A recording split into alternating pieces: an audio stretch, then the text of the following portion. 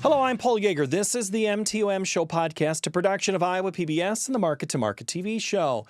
This week, we're going to go global in Iowa with the World Pork Expo held at the Iowa State Fairgrounds. And the pork industry takes it over as they have done for decades. And one year they did not have it because of disease. And that is always an issue that faces the industry. Things haven't changed, but agriculture is facing it from many different sides, and everybody's interested because they want healthy, safe food and a supply that is there when they need it. Lori Stevermer is the president of the board of directors of the NPPC. She is our guest this week. We've talked to Lori before. She is based in Easton, Minnesota. Not only is she a producer, she's also a nutritionist. And so she has great insight into the industry, and we'll have a conversation with her. She joined us from the media room of the World Pork Expo, and it was a little loud and busy in there because there was lots of interest in the industry on a couple of topics. We've talked about the Farm Bill before on this podcast, and we're going to talk about it from the lens of pork. We're also going to look at trade. A phrase that we heard several years ago has returned. You'll hear that. If you have any feedback for me, send me an email at paul.yeager@iowapbs.org. Now, let's get our conversation going with Lori Stevermer. Last year, Lori, I see you in the hallway at World Pork Expo. You're having side conversations, and I'm guessing that didn't change this year. There's still lots of people talking. You know, there's still a lot of people talking, and in fact, we had a really good attendance. There might have been even more people talking in the hallways this year and out on the grounds. That's the nice thing. You had the COVID, and then you had another issue that kept you from having the expo. And I know, I think you and I had talked. That was the part people missed. We're having those conversations with people. What's the big topic this week? Well, I think there's probably a few different topics. Just one is the state of the industry. And while we have better profitability than we did, a few months ago, we went through that really long stretch, almost a couple of years of no profits. We've got some profitability back in the market, but people are still concerned. A lot of discussion on how fixed costs have risen, whether that's labor, insurance, and things like that. So feeling better, but definitely, eye on the future and hoping that profitability stays. Animal health is always a big topic too. And whether it's new PRRS strain, discussions on eliminating PEDV, or even, continued discussions on foreign animal disease and prevention and preparedness. So I would say those are the two big topics along with the Farm Bill. It's the Farm Bill year, so definitely a lot of interest on what's going on with the Farm Bill. Lori, you misspoke. You said Farm Bill year. I think you meant Farm Bill years, and it feels like a decade as long as that thing is extended. You're right. I did misspeak. I referred to the Farm Bill as a marathon yesterday, and I think that is an adequate term. It does take a while to get it done. So one of the things... Hopefully, yes. One of the things that your industry specifically has been interested in is the Prop 12 in figuring out a way to see if that can get into the Farm Bill. Do I have that accurate? You do, and we certainly appreciate all the work by G.T. Thompson. I saw him a year ago at Farm Fest, and he told us at that time that he was determined to get a federal solution or preemption for Prop 12 into the House Ag Farm Bill, and he did that. So we're really pleased that that's in there. I mean, really everything that we were asking for in the Farm Bill, the House Ag Committee came through with. So very pleased with that. The bigger question with that bill is the Senate side. What's the conversations like there? Yeah, that is the big question. And, our staff is working diligently on the Hill with both the Republicans and the Democrats and continuing to have conversations. And, we don't have a clear path forward yet on the Senate side. We're going to continue to have those conversations.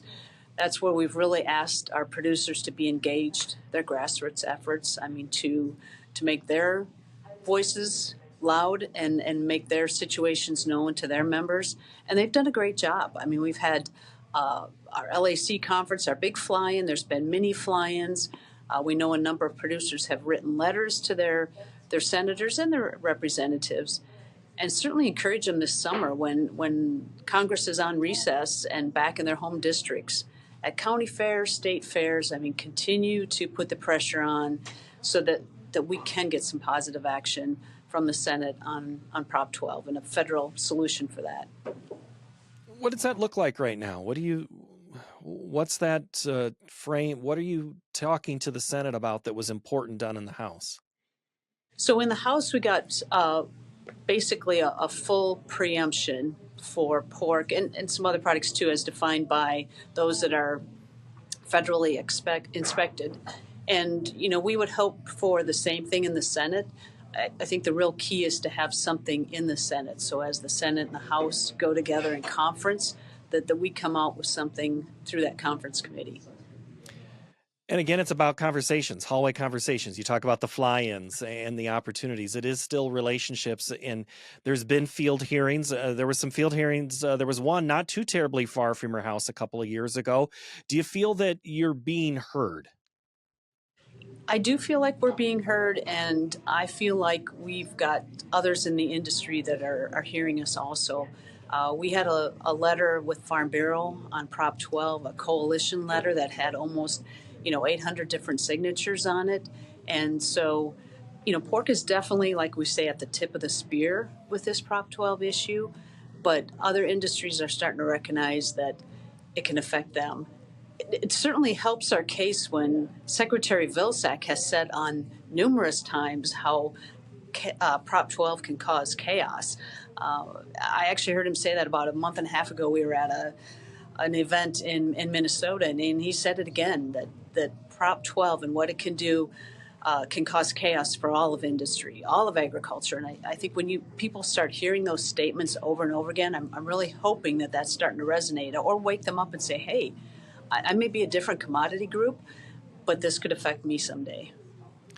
Well, Lori, I heard that tip of the spear comment used several years ago by the trade rep for the organization, the one who handles a lot of trade, and that was used about when there were trade wars. What's the trade situation right now and the appetite for exports of U.S. pork?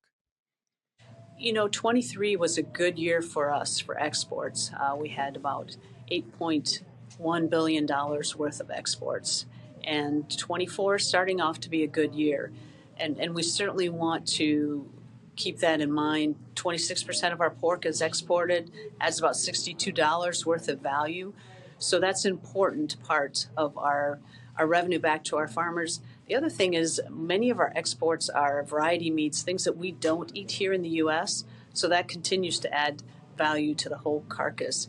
And our team, led by Maria Ziba, is always having conversations with various countries, whether it's to maintain the markets that we have or to find new markets. And we probably aren't going to have any big free trade agreements like we did 20 years ago, but it's those consistent conversations, those frameworks, and open up opportunities. South Africa is one of those that could be a great opportunity for pork. President Biden has stayed the course on tough talk with China like President Trump did. Do you see China as an opportunity, or is that a little fuzzier right now? A lot of people say China is interesting. We always say China's always interesting, and they really are. I mean, they are one of our top 5 markets, and they take up a lot of variety meats from us. But we know there's often other dynamics involved, whether it's retaliatory tariffs and other type of political things that affect us. And so, we want to continue to export as much to China as we can, and if there's opportunities to export more, that's great. But I think one thing we've learned is that we can't put all of our eggs in a basket, even a very large basket like China, because there are things that happen beyond our control. And that's why having that diversity of markets and looking for new markets, even if they seem small at first, Malaysia or something like that doesn't seem that big, every little bit helps. You mentioned South Africa, but let's go in between China and South Africa. India, is that any potential? We've talked about India. There is potential. They do eat pork in India, and it's a huge population. Um, I think there are some other regulatory, maybe not regulatory, let's say some kind of trade barriers that are going on right now. We haven't talked about them as much lately as a board, but I know that it's still on our radar for the future. You mentioned animal health. That is, again, a topic. I mean, ASF is one of those hindrances for some trade destinations. They just get fearful of any type of disease. That's a nonstop. Health is always something that is facing any industry. What's the biggest takeaway right now with the state of pork in 2024? Well, I would say a couple of things. First of all, going back to the Farm Bill and the House Ag Committee, we did get funding for what we call that three-legged stool. So our National Animal Health Network, or lab networks, funding for veterinary stockpile, and also funding for our vaccine bank. So that is key. That continued funding for our disease prevention and preparedness is important. I would also say producers, on their mind is a little bit more discussion about disease elimination. So maybe it's a disease as like PEDV that we look at. I mean, what do we need to do to start eliminating that disease out of certain areas? And we already do good jobs in terms of biosecurity. So is it how we move pigs? Is it more truck washes? A lot of ideas are being brought forth. I think that there was some discussion about, I know there was discussion about it here at World Pork Expo, but, kind of a two-prong effect. Always be prepared for what might happen from a foreign animal disease, but then also looking at some of our domestic endemic diseases and how can we really, with our veterinarians and others, really work to try to eliminate them or reduce them in certain areas. We talked about bird flu with the poultry industry. Is that being talked about in the swine industry? Well, I would say H5N1, whether it's in the poultry or in the dairy, comes across any type of discussion when you're talking about animal health. And, the thing that we talk about in the swine industry is the importance of the biosecurity practices that we have in place. And I think the poultry and the dairy are understanding that now too. So, feel good about the practices that we have. We talk a little bit about traceability, and at the forum in March, our National Pork Forum, our delegates passed a mandatory traceability standards that is going in front of USDA. And, this was something that we worked on for over 18 months. It was producer-led, but it was focused on understand traceability and where a disease might be and where it might not be, because that's really key with our trading partners. Should there be some type of foreign animal disease outbreak, and we want to look at some type of regionalization to be able to export, or what's the quickest way back to exports, that traceability is really key. So really appreciate our producers not only looking at biosecurity, but also looking at it on a bigger, broader picture. You are a Minnesota producer. You're sitting in Iowa. The Secretary of Agriculture in Iowa, Mike Naig, sat across from me in this room a few months ago, and we talked about H5N1, and we talked about the playbook of traceability, cleaning trucks, feed trucks that come in and out. I mean, the hog industry's long done those types of security measures when it comes to keeping diseases out of the barns, out of the pens. You all are sharing information. Is that still happening on an open dialogue among the different commodity groups? Yeah, and it may be happening more at a staff level. I know our staff individuals are getting on weekly or biweekly calls with others across the industry and discussing things like H5N1 and staying in touch with it. The truck washes, those type of biosecurity standards, we're doing a good job as an industry, but we need to do a better job.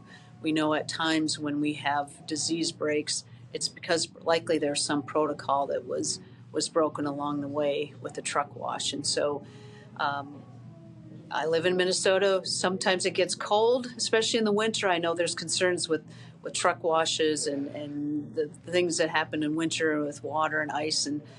But we need to continue to challenge ourselves to find ways around that or to use new technologies because we can see how devastating it is when there is some type of a protocol break and we get a disease in. So I think anytime we can share information amongst us, whether it's the pork industry, poultry, or dairy, that helps all of us. Let's talk about that home operation. How are things back there? Things are good. Our pigs are good. We're in the process of the cycle where we're selling out, so we'll get clean up and get new pigs in a month or so. We are fortunate. We've had good rains, not excessive rains. We've got some water setting, but overall, I feel like we're in a good spot. You're not in one of those areas where I see the pictures of the tractors stuck or planted around the double the land of 10,000 lakes. It's more like 20,000 now. Yeah, well, fortunately, we're not in those areas, and I know that's challenging if you are. We've probably got a little bit of crop that drowned out, but not bad. So definitely feel good about where we're at. You are officially president now of the board. You're beginning this tenure, but when you're chair-elect, you still take care of a lot of travel and duties. Where have you been in the last 12 months, and where do you think you'll go in the next year? Yeah, that's one thing nice about us.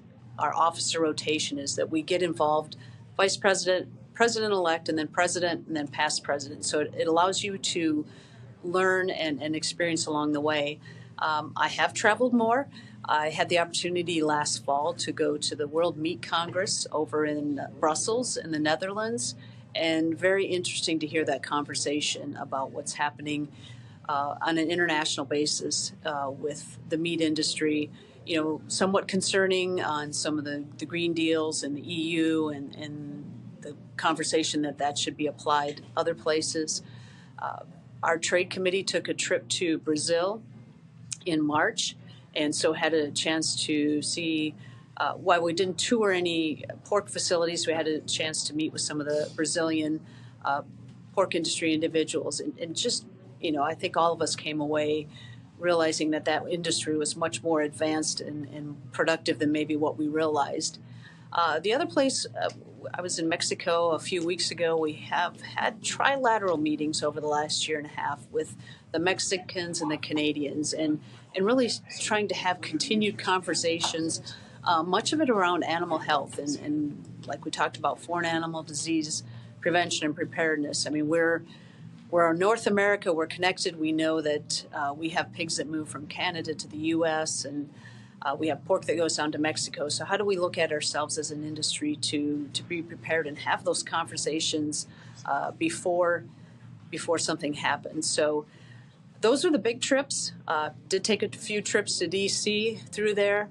In terms of where I will go again in the next few months, probably back to D.C. I know I have the opportunity to go to the Democratic National Convention in August. Never been to that before. That should be interesting. And then we'll just see where the staff needs me after that.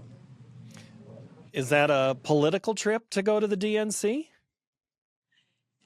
It's political in the fact that, yes, it will be a political convention. I will be just an observer. Our president-elect, Dwayne Statler, is going to the Republican National Convention. So, we're splitting it up. But I think it'll be fascinating just to see those firsthand how everything works and the processes. And I think especially this year with politics the way they are. So I'm looking forward to it, just as anything as an observer. The Brazilian trip. I want to go back to that for a moment. You mentioned the size, and maybe not the size, but the advancement of their industry. We always hear about Brazilian beef. Are we about to start hearing more about Brazilian pork? I mean, are they to the point of starting to export themselves? They are exporting. And the Brazilians, in Brazil, there is no PRRS and there's no PEDV. So when it comes to some of those health challenges that we face in the U.S., they don't have them in Brazil. Now, they may have some higher ingredient prices because they have to bring in some corn and move some soybeans across the country. They don't have the infrastructure that we do with trucks or railroads, but definitely in terms of their productivity, the number of pounds of pork or pigs that they can produce per sow, and their economical ability to do that, or their ability to raise pork economically, they are very competitive. And so they are looking to get into some areas, China, wherever, Central America, and definitely could be a bigger player in the future in terms of the export market.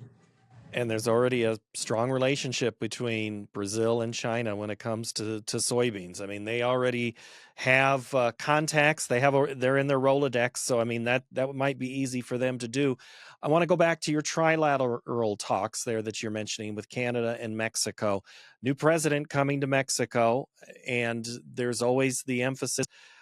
It changes with new administrations. One thing I've heard is environmental and issues. Is there anything you've heard about trade or something else we need to be paying attention to when it comes to Mexico?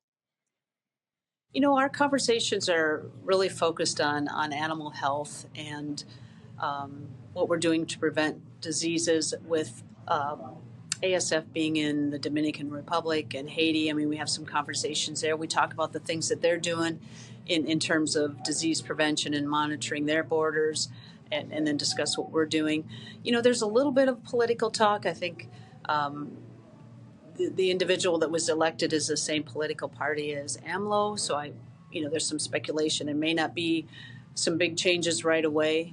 But I think all of us look, when I say all of us, I think it's Canada, Mexico, and the U.S. I mean, when we look at politics and especially the activists, because there's activists in every country, we know that we will face more pressures, whether it's environmental or social pressures from those individuals and activist organizations they're against meat production. As we close here, Lori, you've mentioned health and safety a number of times. You've talked about trade. Those are issues 1 and 2, or are they 1A and 1B for you next year?